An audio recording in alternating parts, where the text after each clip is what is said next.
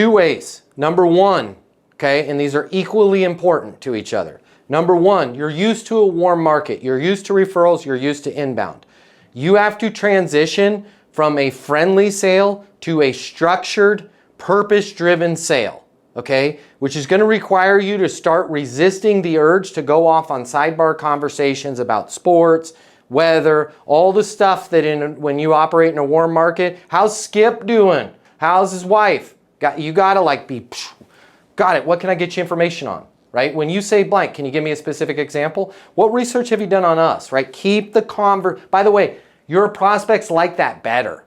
They like that better than talking about sports and weather and all that stuff because you're talking about them. You're not talking about your product or your service, or you're talking about their problem. Where are you at right now? Where do you want to be? What's stopping you from getting there? Having that level of conversation. So you need to tighten up your process because that's going to free up some time. Typically, people that operate in a warm market spend 8 to 12 times more time on a deal than is completely necessary because it's this relationship-based selling stuff. And after about 8 deals in your pipeline, you're overwhelmed because you're having lunch with Ricky, you're talking to Jimmy about LSU football. It's a mess, right? So tighten up your sales process there. Number two, okay? So first thing, you're going to tighten up your existing process. Second thing is you have to, just like if you were going to start working out, you have to schedule it. You have to create a daily activity sheet because you're about to enter the realm of some new habits and activities that you're not used to doing, and you have to carve out time to make those calls. And it's not going to go great for you in the beginning. Might, it's probably not, because it's your first time in a number of years actually making outbound calls, okay? But you're going to start to get a flow. Hey, Rick, Matt Easton over here at Easton University. You and I are connected on LinkedIn.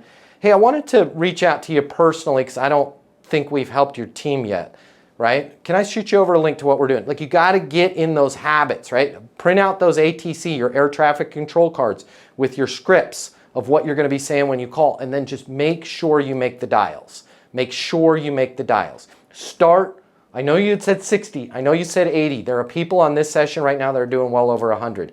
Don't do that. That's the equivalent of going in the gym and putting 5 plates on the bench press. I want you to start and say, I'm going to make 10 calls a day. If I suck at them, I don't care. But every day I'm in the office, I'm going to make 10 prospecting calls. You're going to then start to get your flow. Also, what's going to happen is you're going to start to notice things where you're like, I have a question on this. And you can bring that back to the lives here, and we can polish up your talk track.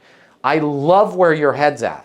Okay? Because all of these years when you've been surviving on inbound and warm stuff, we could have been thriving.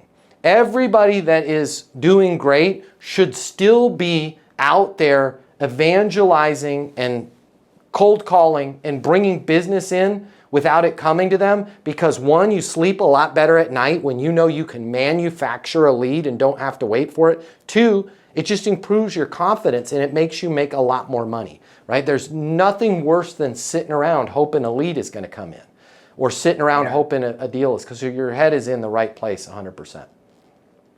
Okay, thank you. Yep.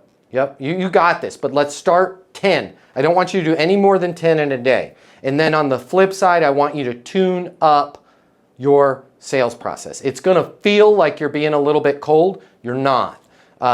Keep the deals centered around what's their biggest reason for blank, where do they need to go, where do they want to get there, all that kind of stuff. All right, guys.